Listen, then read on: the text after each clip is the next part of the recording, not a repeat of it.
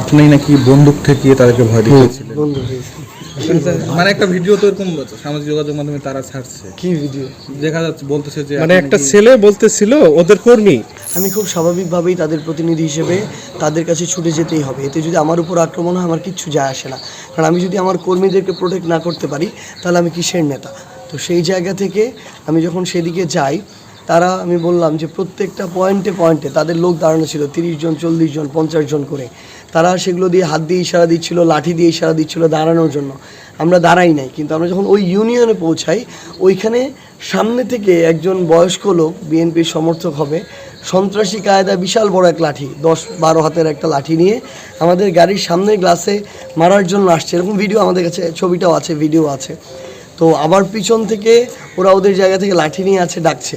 তো আমার তো দাঁড়াইতে হবে, না দাঁড়াইলে হয় সামনের লাঠি পড়বে, না হলে আর যদি আমি আমার জায়গা থেকে চালায় যাই তাহলে ওই মানুষটা অ্যাক্সিডেন্টের শিকার হবে, দুর্ঘটনা হইতে পারে। আমরা তখন দাঁড়িয়েছি, সেই জায়গায় আমরা দেখলাম উনি লাঠি নিয়ে তেড়ে আসছে আমাদেরকে মারার জন্য। আমি সামনে বসেছিলাম, পিছন থেকে অন্যান্য নেতাকর্মীরা আবার পিছন থেকে দৌড়ে আসছে আক্রমণ করার জন্য। তো এটা দেখেই তারা তো হয়তো জানতো না ওই গাড়িতে আমি আছি, আমি সাথে সাথে বের হই। তো সেইখানে আমাকে দেখেই তারা একটু মানে বিব্রতকর পরিস্থিতিতে পড়ে। তো এর মধ্যে যার হাতে অনেক বড় লাঠিটা ছিল, আমি ক্যামেরা বের করি এটা ভিডিও করার জন্য, সে সাথে সাথে লাঠিটা ওইখান থেকে ফেলে দেয়।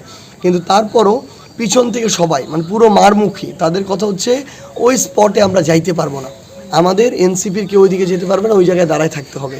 মানে ওইটা মনে হয় তাদের মানে বাবাদের রাজ্য আর কি, যেখানে তারা একটা ভয়ের ত্রাসের রাজ্য কায়েম করে রাখছে। এটা হচ্ছে বিএনপির সন্ত্রাসীদের রাজ্য, এখানে কেউ ঢুকতে পারবে না। আর এইরকম যদি তারা মনে করে এই 24 অভ্যুত্থান পরবর্তী সময় করে রাখবে, এই সুযোগ আমরা আমাদের জায়গাতে কখনোই কাউকে দিব না। আর আরেকটা জিনিস হচ্ছে তাদেরকে একটু মানে বলবেন যে তাদের যেন মানে নির্বাচনে মাঠের অবস্থা দেখে তাদের আসলে মাথা এখন আর ঠিক নাই।